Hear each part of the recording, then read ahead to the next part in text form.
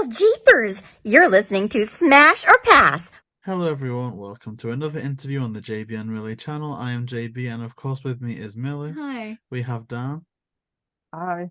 And the special guest who'll be interviewing today is Mr Janszen. Thank you so much for joining. Thank you for having me. So, people watching this will know you from a lot of other projects, noticeably Scooby Doo and the Gourmet Ghost, and also Be Cool Scooby Doo, along with a lot of other awesome projects. But to take it back from the start, I'll ask a question that really sparked my interest when going through your website, and that was when it mentioned that you'd been playing the piano since you were 5 years old. And I was curious to know, to what extent do you think that played an impact in, you going into being a composer? Oh, I mean, it's huge. I mean, that's just, music has always been part of my life. And I think composition for me came pretty late.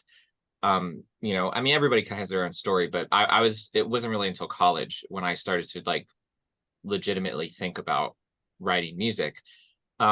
But music was sort of a weird thing for me because I was studying it and I was playing piano, but I knew very early on that I didn't want to go into performance majors or anything like that because I get very anxious when I perform. And it got like progressively worse as I got older. When I was younger, I was like, whatever, here we go, twinkle, twinkle.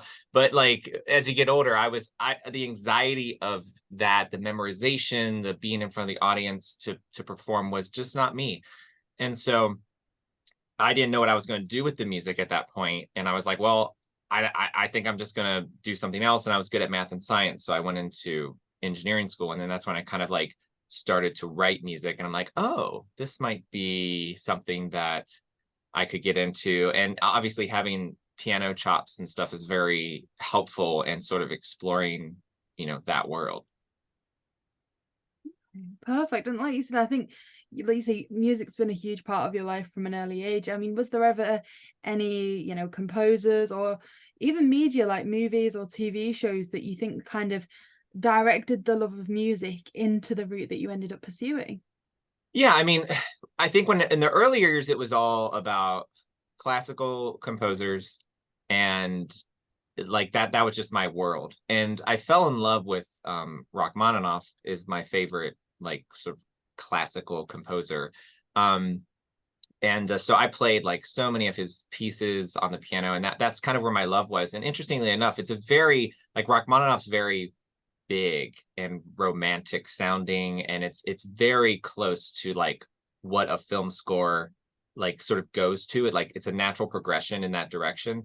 And the way he used the orchestra and the way he played the piano and the way his music sounds, it can be very emotional. And so I think I naturally gravitated from that to listening to film music. I also was like kind of introduced to film music as a separate thing because I also played in band. So I played saxophone in the marching band and, in the concert bands when I was in school and high school and college and stuff. And I think that when, band director would put like, here's Jurassic Park that the band's going to play in, 8th grade or whatever.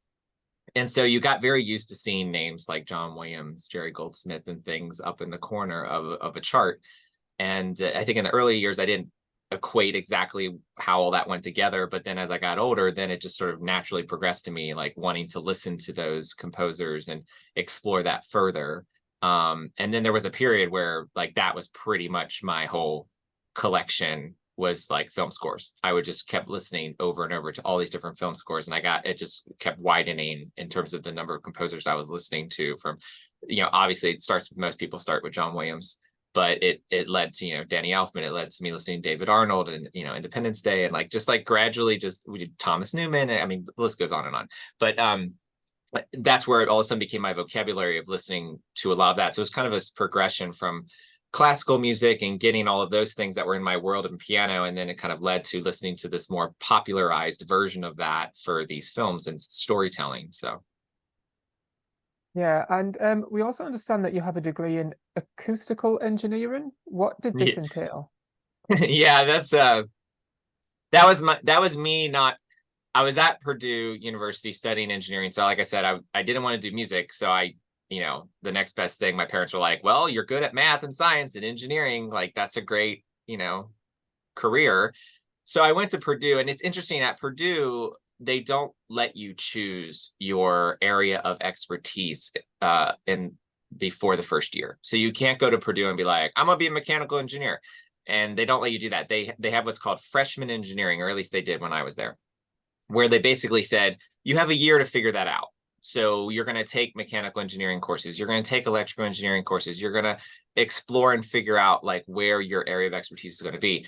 I was there, I was really struggling because I wasn't quite finding it. And I was like, I don't know, maybe this engineering thing's not for me. And then a buddy of mine had gone to this program, and he was going actually into biomedical engineering, but he mentioned to me, he was my roommate at the time. He was like, they have this acoustical program, you should check that out. And I thought, cool. So I went and I checked out the acoustical program, and I noticed that it involved a lot of things that I liked, which was taking music classes and engineering classes, the math classes and theater classes. So you learned about theater production, and not just like from a sound standpoint, a technical standpoint, but also from a storytelling standpoint and sound designing for theater and all of those things. And I just kind of came to the conclusion, I'm like, well, if it doesn't involve music to some degree, I don't want to do it. And I think that's where that's where I was kind of getting that hiccup, where I was like, the music kept pulling me back, but I didn't know how to incorporate it in my life, because I just knew that performance wasn't the thing I wanted to do, with piano at least. And so that's kind of, I felt like acoustical engineering was a great gap for me to sort of bridge that. Now, at the time when I joined that, I definitely was not thinking composing at all. Like, that was not at all on the radar yet. That came because of the degree. I was so that, you know, you learn about a lot of things. Acoustical is like what the umbrella is, but it was a lot of things. And so when I was in the theater department as part of that degree, they had they gave me an opportunity. The professor there like had noticed that I kind of had a knack for writing some tunes. And then he kind of started introducing me. He's like, you should write some music for a play. I was like, okay. So I started just gradually inching my way into going like, oh, storytelling with music, that's interesting. Oh, that's like film composing. And oh yeah, this is what I want to do. Like, and it kind of led to that. And of course, by that point, by the time I got it all figured out, I was like close to finishing my degrees. And my parents were like, oh my gosh, just finish your degree before you like go off on this crazy music adventure. Just finish the degree. And I was like, fine, I'll finish the degree. I said, but after that, it was all just, you know, music. So So that's really interesting, especially how you found a way to incorporate that degree into what you were passionate about with music. And I always find it really interesting to know about the stuff that stays with people for the longest time. And so when going into stuff like the musical side of that, the music classes, or even any of the classes, was there a lesson that you learned at that stage of education that has stayed with you the longest?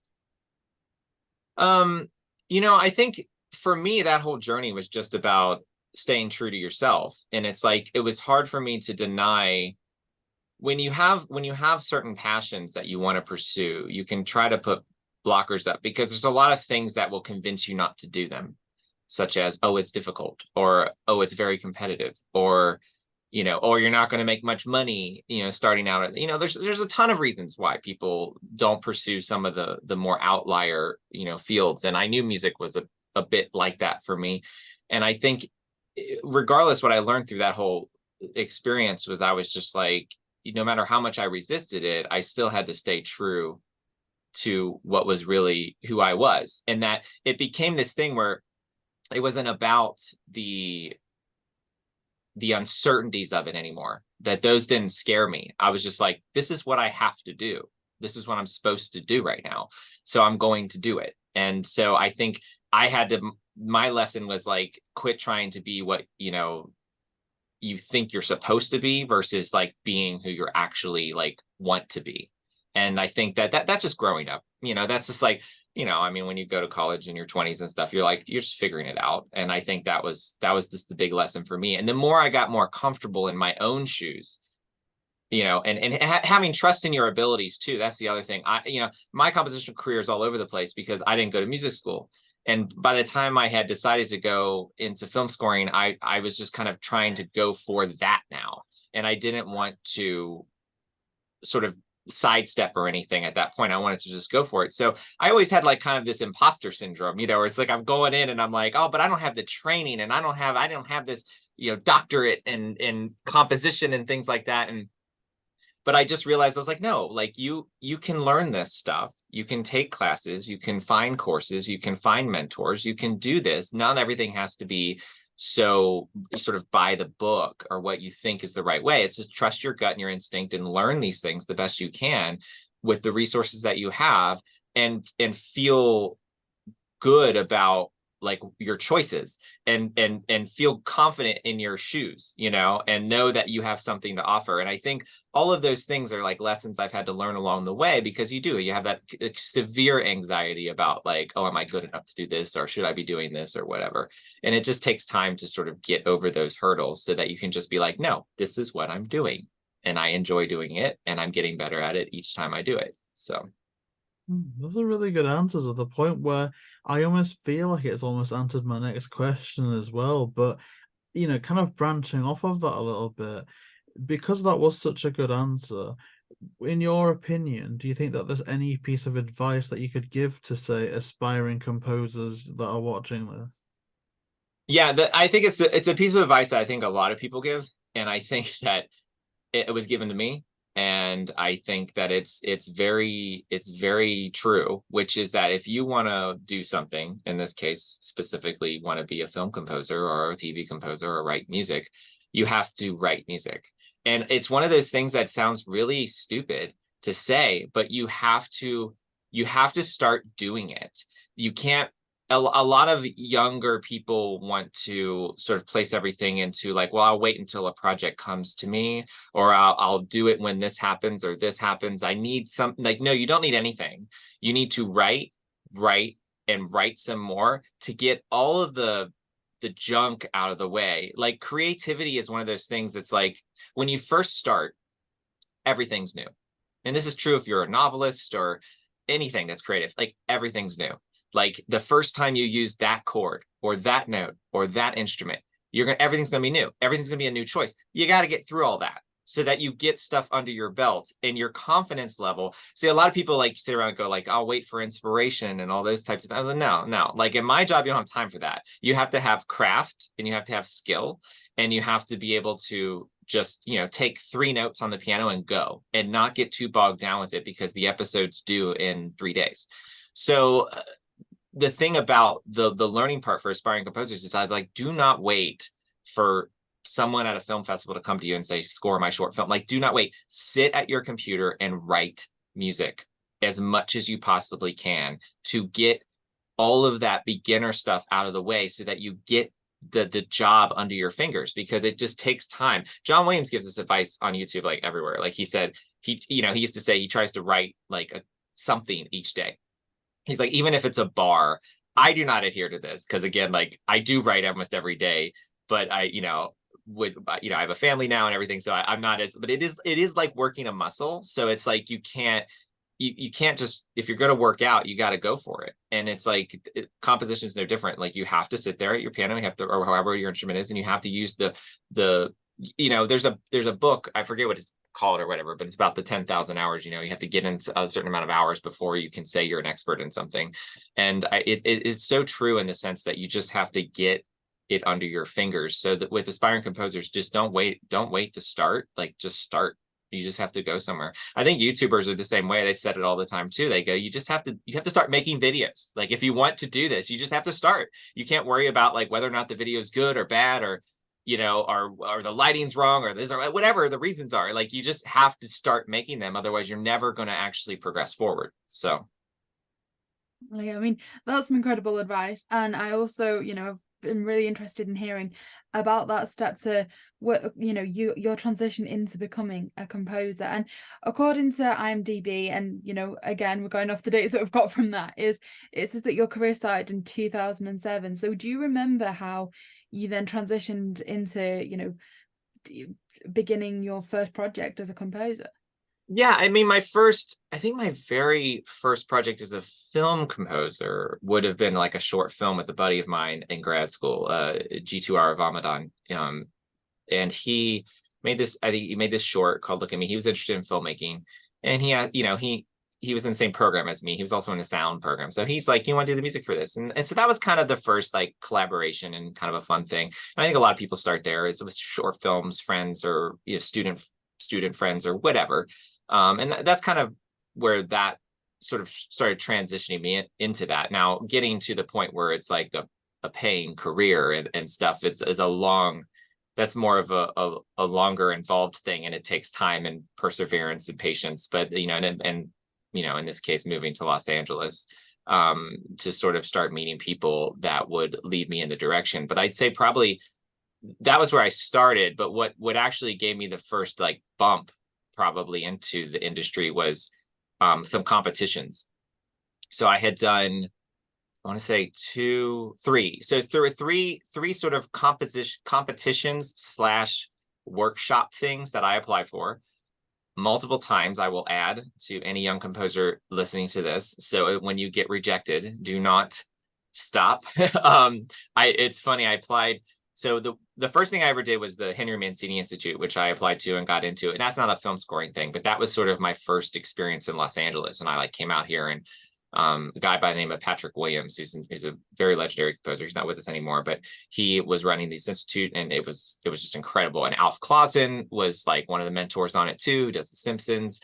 And I took lessons with him, and it was just like this whole like overload. And we got to go to like the Warner Brothers scoring stage and like hear the orchestra play, and it was just overload. Like it was like, oh my God, this is amazing. I want to do this. And so I hung on to that. But then what actually started getting me into meeting people that propelled my career forward was the first one was I met Mike Post, who I met through this thing called the BMI Pete Carpenter Fellowship, and which I think they still do, but Mike doesn't run anymore. But and it's just an application thing. Like it's online. It's just open. You just apply. You submit some music, and you either get selected. I applied 3 times, got it on the 3rd.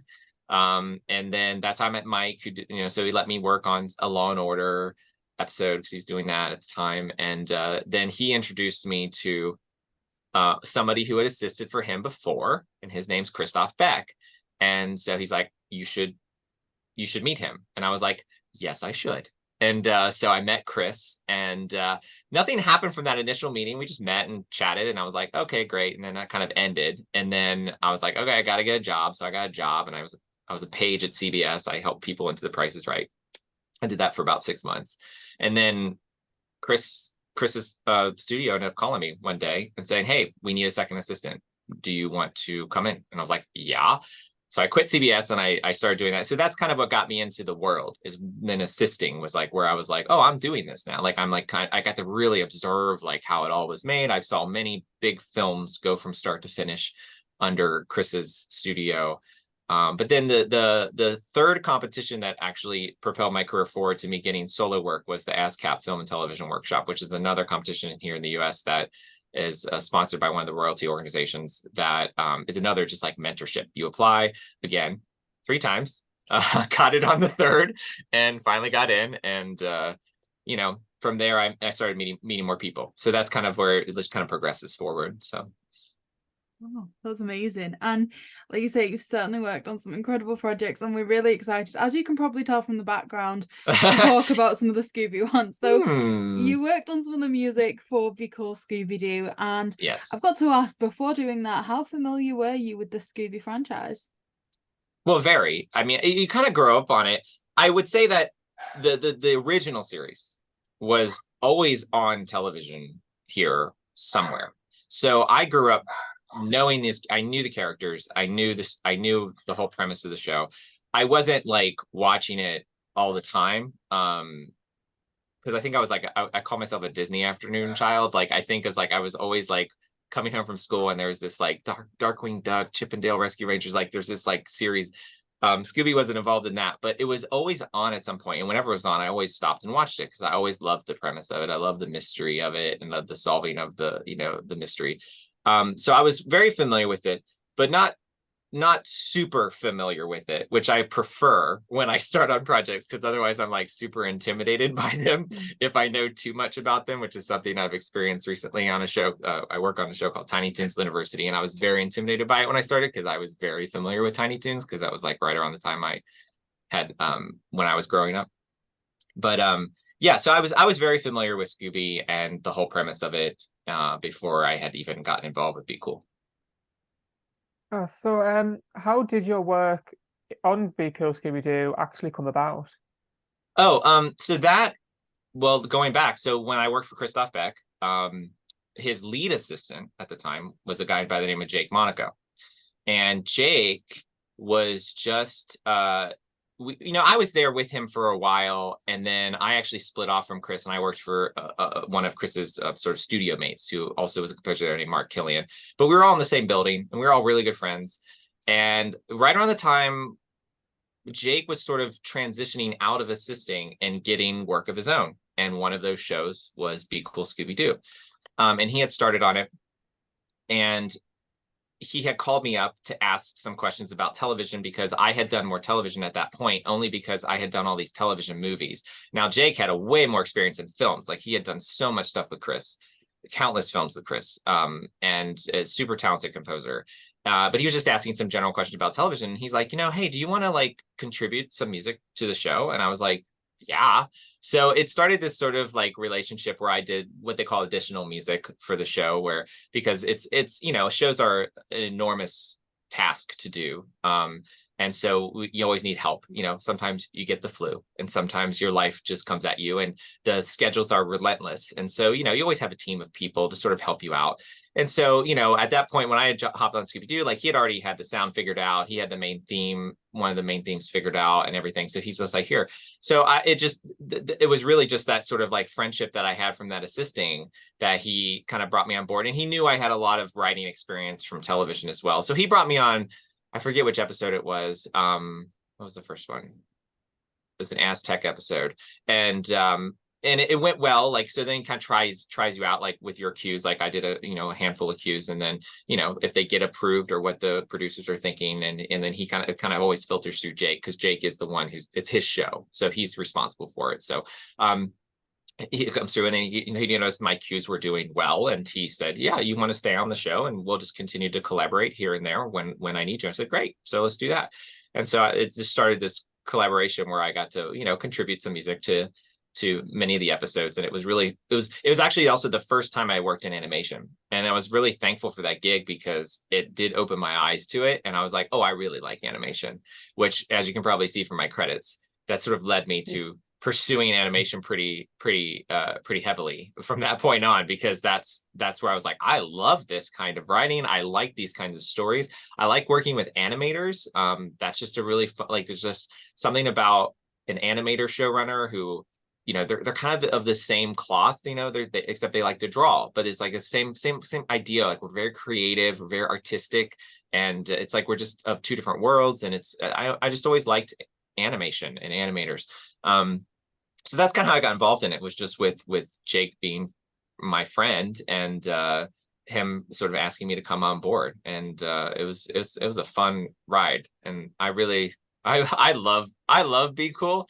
It wasn't exactly as well received as I was hoping it would be when it first came out, but I think people have come around and have realized that it actually, like, if you just take it at face value for what it was, I mean, it has so many wonderful little nuggets in it. And like what they did with Daphne, like, Jake and I just could not get over what they did with Daphne. Like, it was so funny to us, how cuckoo they made her in that particular iteration. So scoring for those characters and that comedy of it, because it's obviously Be Cool was a very much comedy driven. Like, that was kind of the premise of it. It's very fun to sort of explore, how do we do the mystery? How do you still get the tension? You have these chase sequences and the romps and all these things, and how you still do all this, but then still, get that comedy in there. So the scores always were very varied in that way. Yeah, I mean, I can say, like, we're all big fans of Be Cool, and I think people are looking back at it now and realizing that it was, better than a lot of people thought it was at the time. But like you say, it was more of a comedy. Just wondering, like, were you given a pitch as to the tone of the show when you signed on? Like, were you told it's a bit more of a wackier version? Oh yeah, I mean, that was again, Jake did all that preliminary work, because he's the one who was hired on the show. So he kind of brought me into the fold, and in that case, Jake at that point had already established like what the direction the music was going to go in, which is always like the hardest part of any show, is getting it started. So by the time I had come on board, that was already kind of figured out. So when Jake brought me in, we talked through all of that, and like, this is the palette of the show, these are the instruments that we're using, this is how we're kind of going to score some of these scenes. The interesting thing about Be Cool, and I guess it's true of a lot of Scooby series, is that the each episode was so different in what they did and where they were. And not all the time, but a lot of the time, there was always something new that we had to figure out musically with the episode. You know, it could be anything. Sometimes they're traveling to a new location, you know, or there's always a new villain, and that villain usually had to have a sound based on what the portrayal of that villain was going to be, what the ghost was going to be, or the monster or whatever. Like there was always some sort of new thing that had to be figured out each episode. So there was that component, which we actually had like a whole folder in our template that was like always like, this is the instrument of the episode, or these are the sounds of this episode, on top of the sort of, which was kind of like a little bit of a jazzy noir-y mystery kind of thing that was always sort of there. But then we always brought in these new instruments or these new sounds for whatever the story was sort of taking us. Yeah, like with Scooby Doo, they tend to like travel around a lot, so it's quite awesome how you can get such different music from episode to episode. And I think what speaks to that range a lot is the tracks that you included on your website from Be Cool Scooby Doo, which is absolutely amazing. But I was wondering if the tracks included, was that an indication of, I suppose, what tracks you were particularly proud of, or was it more of a reflection of that range that we were speaking about? Oh gosh, that was so long ago that I put this up. I didn't even have to look. I mean, I think it's probably, I always, whenever I put a track up on my website, it's always going to be a track that probably I particularly liked. And then it's also a question of showing a little bit of variance, just showing like the breadth of what we did, like some of the things that we did on that series. You know, and I can't remember which tracks I put up. I remember there's one episode that I really was near and dear to my heart, which was there's a ghost in the theater, which is like a piano. It's very piano-centric score, but very classical piano. And so it was like me, like when I talk about Rachmaninoff, it was like me writing like Rachmaninoff on the piano for this ghost. And so we used a ton of piano in the score. And I remember that was like one of the episodes I was really proud of, because it was just something that was very close to me. And I could kind of bring some of my history into the score there. So there's definitely a lot to enjoy. I'll definitely be like giving them all like a re-listen as well.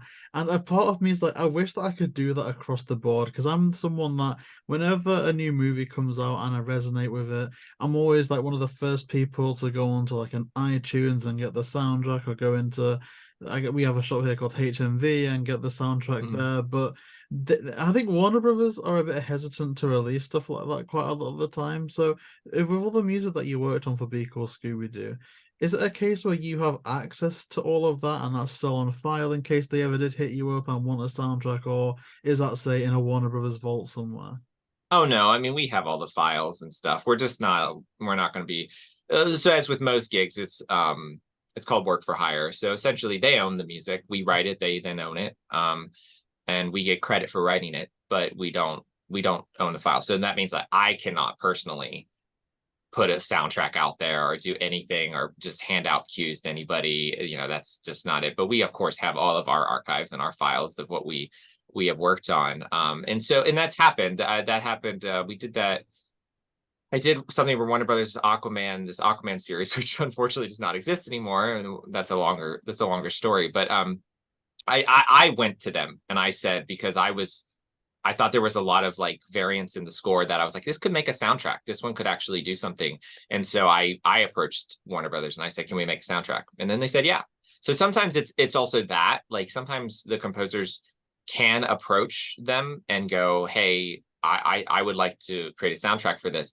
But it does depend on certain factors. It depends on the popularity of the show. So there are some certain other things that they're going to be looking at, as they should, because it's a business. And they, you know, but nowadays, a lot of times you will sometimes get a yes, just because the cost of putting an album out is much cheaper now than it used to be, because they can just do a digital only release, which they do many of, where they don't have to worry about physical media and the cost of printing pamphlets and booklets and all that stuff or whatever. They can just, or vinyl, like that's very popular now too. Like all that has a cost, but like digital release, it's pretty easy, I think, for them, you know, to do that. They're just paying the cost of, obviously, you know, getting it mastered and all those things. But again, it's up to them. But I think composers can obviously go to them and ask if an album is possible. We wanted to do it for Gourmet Ghost.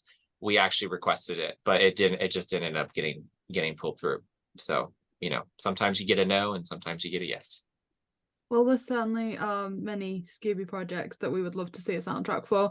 And as you were mentioning there, the Gourmet Ghost, after your time on Be Cool, you went on to compose the music for Scooby Doo and the Gourmet Ghost. Do you remember how working on that movie came about? Was it just a natural kind of progression from Be Cool into that, or was it? Very much exactly that. It was Jake again, but Jake said, you know, your contribution on Be Cool was wonderful. He's like, you know, as an additional writer, he's like, I'd rather just do Gourmet co-compose with you. Like, I want your name up front. Let's do this. Let's like legitimately split this down the middle now.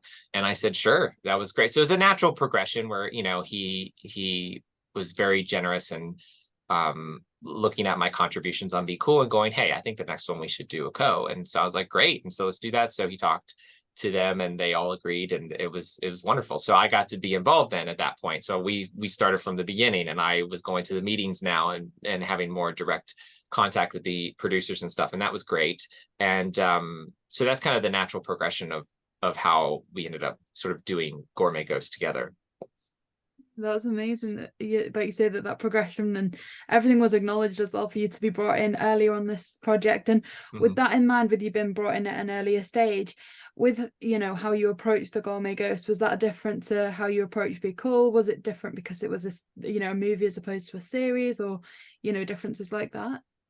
Yeah, it really wasn't too different. And the reason, the biggest difference between television and film is schedule. It's always that way. So the freight train that I call of episodic television is, you know, like Scooby Be Cool was intense schedule. It was once a week. Like, we were churning out the full 22 minutes once a week, which was exhausting, which is partly why Jake had me on, because it's hard to churn out animated music, you know, which is usually somewhere around 18 minutes out of the 22 had music in it.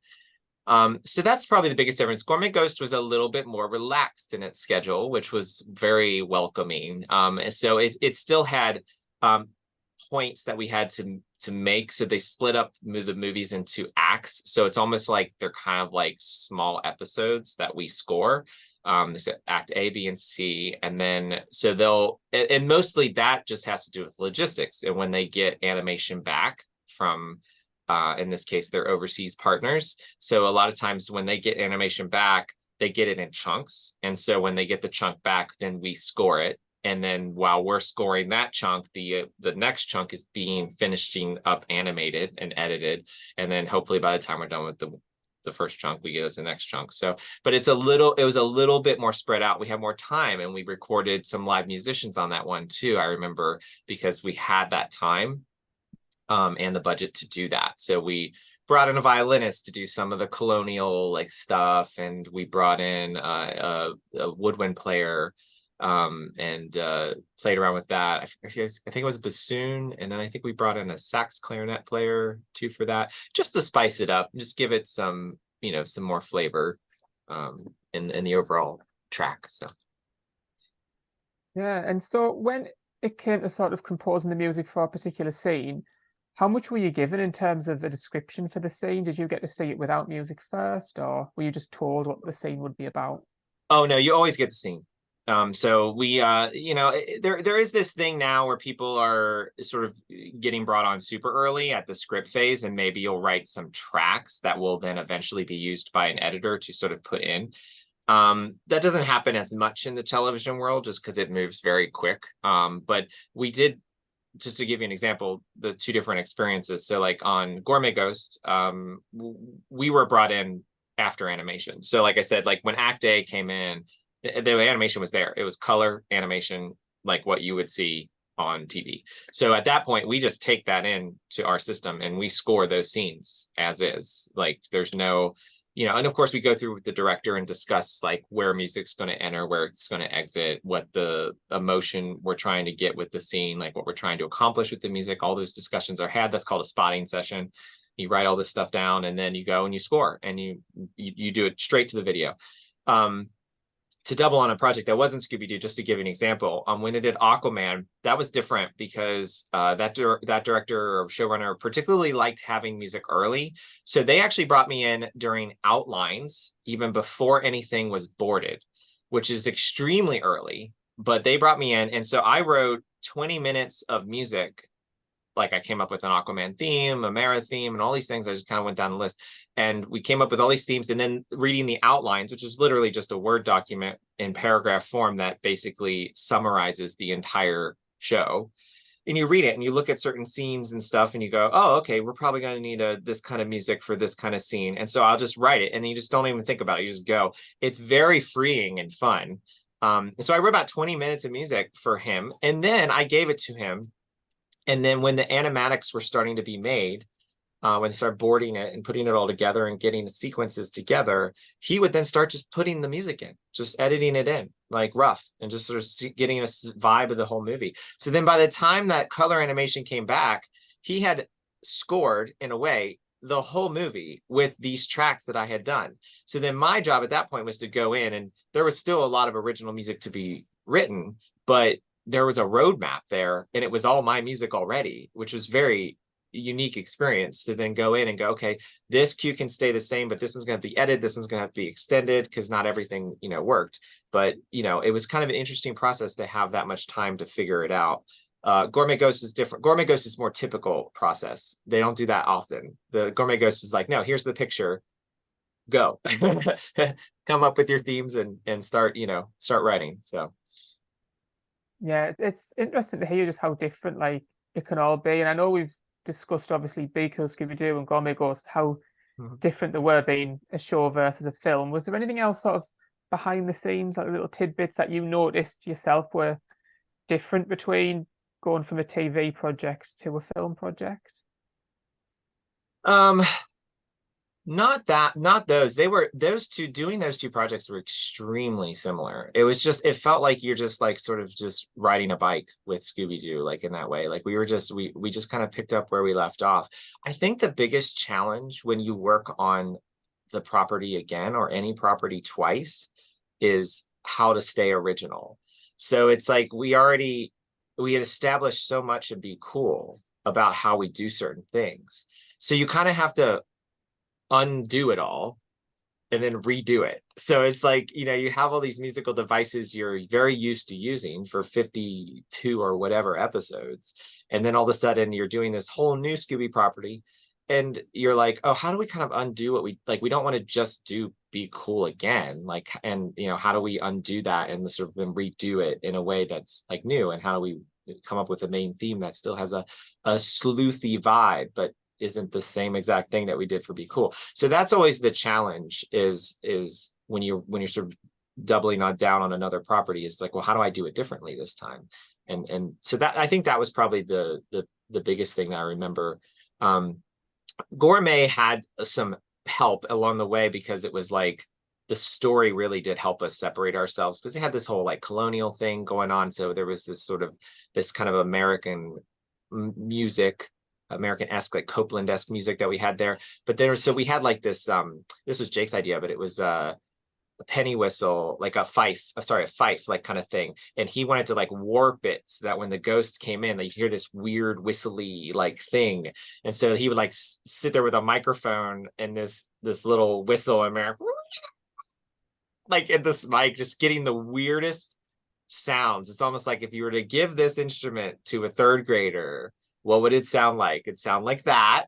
And then he'd put all these effects on it and stuff. So that's kind of like, I remember that was one of the things in Gourmet Ghost with the particular main antagonist, was that you'd hear this weird fluty kind of fife and drum thingy when it would always appear. And so, the stories, luckily the stories always kind of help guide you and keep you separate from whatever you've done in the past, but it's still the same gang in a way, just Daphne wasn't as kooky. But yeah. That sounds amazing. And of course, like we've mentioned, like about the Gourmet Ghost, unfortunately, we don't have that soundtrack yet, so we don't really have any names to put to certain music pieces, at least from our perspective. But in terms of like a scene that we can relate to, is there a particular track that you did for the Gourmet Ghost or worked on for the Gourmet Ghost that you're particularly proud of? Oh, I really liked, there was discussion about so there's the romp scene. They run through a maze, a hedge maze, I think, very classic. And normally that would be scored with like electric guitars and like it'd be like a song. And I proposed not doing that. And we tried it both ways. And I said, this would be really fun to do orchestrally. I was just like, they don't do it often. But I said, just kind of be fun to just do it. I said, I think for the tension of the movie, it might be fun. I'm sure many maybe Scooby Doo enthusiasts would definitely disagree with that approach because they'd be like, "Where's the song?" But I just we talked about it and we tried it both ways and we felt like it lost something by sort of at that point in the movie slapping the song in because it didn't have that fully episodic feel and we weren't using a lot of songs in the overall score overall. So we were just like, you know what? Let's just continue with score there. So I always really liked that cue because it was fun to sort of do that classic animation with like the orchestra and just see how it played and we just felt like and everyone just felt like it played better, so we decided to go with that direction versus slapping sort of a rock tune on or something for that particular moment. The other stuff I really liked, I liked the stuff, I forget there was a kind of a fun scene I liked where they entered the cooking arena too. Like the cooking music was really fun to write because that was also like kind of a very positive, uplifting, like it was almost like the Olympics of cooking. I felt like when I wrote that, I remember like coming into that, like the doors open and it's like the whole like arena with Bobby Flay and stuff. It was like that was like a really sort of fun, positive cue to write. So, but yeah, there were kind of three layers to it because there was like the ghosty part, which Jake did a lot of that because he came up with that penny whistle idea or the fife whistle idea, and then the colonial stuff was also kind of fun to sort of explore that, like. We were kind of trying to figure out like, well, what makes it sound like, the old American colonial music? Because there was that whole history in the story. We're like, well, what, we had to kind of explore like, how do we get that sound out of this as well? So there were some challenges there that, were fun to, explore when we were doing it. So It's really interesting to hear that behind the scenes stuff because there's like so many things that you're saying that almost make things click in my brain psychologically because I love the idea of instrumentals and live music so much, and psychologically because we did like a mini series a couple of years ago where we went through all the Scooby Doo movies and reviewed them, and we were in a bit of a slump. I don't know if it was one of our own making or something until we got to Gourmet Ghost, and that one changed it around where so many things just seemed to click for us where it really resonated us with it a lot, compared to a lot more of the other ones that were quite recent at the time. So it makes a lot of sense about how much fun and the creativity that went into the Gourmet Ghost from that perspective. And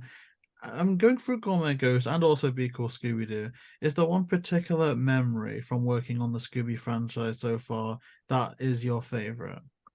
There's a few. It's always when you work with musicians for me. That's always singers or musicians. Like those are always sort of really sort of pinpointed memories for me. I'll talk about Be Cool. There's two musicians we hired. It was really quite fun. I think both in season 2, singers. So there's an episode called Worst in Show, and Daphne and Scooby dance to this like Frank Sinatra number at the end or near the end or before the big showdown. And that was something that was brought up during season 1. So John Colton Berry, who was the story editor and one of the leads on Be Cool, he had written some lyrics to this idea, and then he had sort of played a piano sketch, or like because he's kind of a musician himself, and so he was like playing stuff into the phone or whatever. We sent it to Jake, and Jake sent it to me and said, hey, like we should talk about this. And so they said they wanted to be like Frank Sinatra number. And I remember that one was really sort of fun to explore with Jake on that and like figuring out that. So we ended up going like full Frank Sinatra on it. And we ended up then having to contract a singer who was Frank Sinatra sound alike or as close as possible to the whole like vibe. And so that was really fun working with that singer. And there's actually a full length version of that tune because it got cut pretty short. It's like, I think it's only 25 seconds long in the show, but it's a full 1.5 minute long song that we recorded for that. So we were a little bummed that like when the final turnaround came around that they didn't have like a fuller like number for that whole tune, because it's a full-fledged like big band jazz tune sung by the guy, this wonderful guy who came in. And then another one we had in season 2 too, is I forget, it's called Room 422 or something. I forget what it was. It was definitely a scary one. And there's opera singing going on. And so we brought in an opera singer, and that was really fun. She had a blast doing it, like just kind of vocalizing some of these really weird sounds and stuff, just sort of like in the distant hallway. And like we kind of kept bringing in those sounds. But I mean, all of the highlights. Oh, and then like there's a great episode too where we had the baseball stadium one. Man, that was a fun romp, because they're like running this golf cart through the stadium, and it is so fun. And we did this like really fast-paced jazz thing, and so we're like, we have to bring in a saxophonist. And so we brought in a real saxophonist for that, and he just wails on it, that whole sequence and stuff. And it was fun. So it's always those memories, like I think for a lot of composers, it's like being with the musicians, because that's where the music's like really brought to life. So much television, which we do now, is done in the box. So a lot of those sounds you hear in the orchestra is computerized, and it's very convincing and it sounds really great. But it's still getting to work with a human being, to create something. It's still like really fun to do, explore ideas in the studio and stuff. So when there's the budget for it and we have the opportunity to do it, or we present the idea to the showrunners and say, hey, we should do this, and they're like, yeah, let's do it. They did on Aquaman too. They had the crazy idea. He's like, I want all the title cards to be sung. So it was just like, it was like Aquaman, King of Atlantis, Chapter 1, something. And like we brought in 4 singers to like do a choir, and they were like, Aquaman. Like it's just so ridiculous. And those kinds of moments always stand out to me, because it's so fun working with the musicians. Yeah, I think that's something that's absolutely lovely, and we do hear from so many people quite often the fondest memories of the people that they get to work with, and actually having that interaction with people. And I know you said, Scooby certainly seemed to start a great run of work on animation for you, and you've worked on some fantastic projects quite recently as well, like Bugs Bunny Builders and that sort of thing. In terms of working on Bugs Bunny Builders, what was that like? That very different. Similar vibe. I mean, it's Warner Brothers, but it was a whole new team, and that's a solo one for me. So I was a little intimidated going into Bugs, because the Looney Tunes history is very strong, and obviously, and so I just went into it going like, okay, don't screw this up. And so it was like, and it was also like they were doing a preschool Looney Tunes show, so that was kind of, there's baby Looney Tunes, but like it was kind of new ground what they were trying to do, because it was a whole new concept. In this, there's a lot of educational components to Bugs that they're very conscious of. So when we started, I think the biggest challenge on Bugs was, one, how do we do the Looney Tunes thing? But at the same time, the show wasn't in the formula of the original Looney Tunes series. It was definitely on its own. It felt different. So I was like, we can't score this. I said, we'll overpower these characters if we go full Looney Tunes. Like it will overpower them too much. And because it's a bit more conversational too. There's zany stuff and there's wacky stuff, but it's also like there's a purpose to the episode for them to build whatever they're building. And there's these educational components that the producers like try to hit. So the music has to hit them too. So when you watch the show, there's all these moments that use the same exact cue, like the same music sound or sting. Like that, they always say in every episode, let's imagine. So they say, let's imagine, and then they talk about what they're going to build. And so then like when she says, let's imagine, it's the same exact thing every time. So it's like you're trying to hit home some of these educational values, so that when kids watch it, they sort of get these they see that repetition of, oh, we can imagine this and we can come up with whatever, and we're going to work together and we're going to share and we're going to, so yeah, like there is a curriculum, which is I'm not used to dealing with on shows. A lot of times, like Scooby Doo, no, like they're just going to be focused on making this a good story. And Bugs Bunny's definitely focused on making a good story, but they are thinking about concepts that will help toddlers.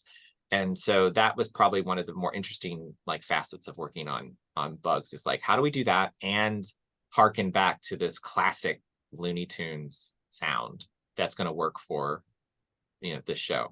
Oh, a cat's coming up. Oh no, she's back. She's like, I'm just taking a stretch.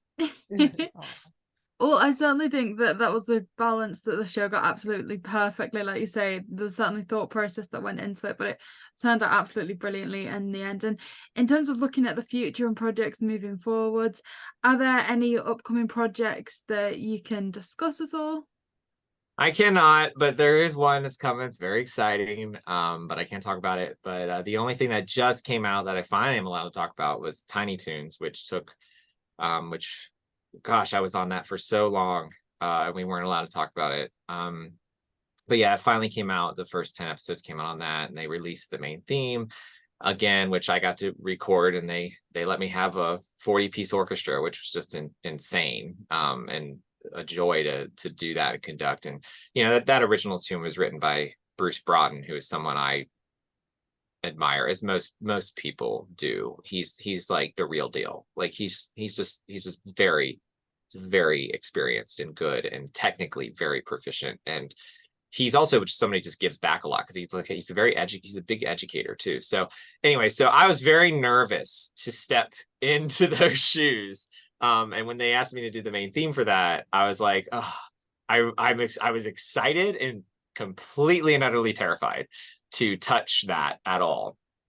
But then once I got a feel for the show, and you know, the show's very different than the original. I don't know if you've had a chance to watch it yet, but it is a reimagining of Tiny Toons. It's definitely not a redo. It is, you know, it's definitely not a pick up where we left off. It is definitely like, here's the characters. We're going to redo this in an interesting way. You know, Babs and Buster are sisters, brother and sister now, which I know irks people out, but but it works really well for this series, I think. And it's I've really enjoyed working on that. But yeah, that's the most recent thing that's come out, and but that's all I'm allowed to talk about as of now. So, but there's more coming down the pipeline that I'm very excited about.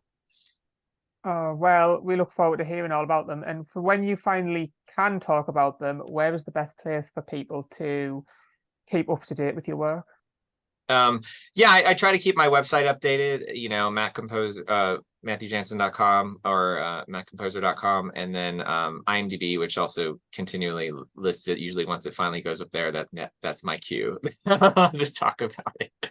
But yeah, so oh, and I have an Instagram too as well, as Matthew Janszen. So, and I always, if they let me start posting about things, I'll do that. So like recently I posted about the little behind the scenes of the orchestral recording of the main title, you know, because I thought it was fun to show that, hey, we did this legit again, like we're just, you know, updating it for this show. But it was really fun to do that. So that's amazing. I'll definitely be sure to leave those in the description down below for people to follow, and I'm really looking forward myself to going and looking at some of the behind the scenes details there. That sounds absolutely amazing. But yeah, that does conclude all the questions that we have for you today. Just thank you so much for the time you've given us today, and how patient you were at the start of our technical difficulties. Like, we really do appreciate it. No, of course. No, thank you for having me.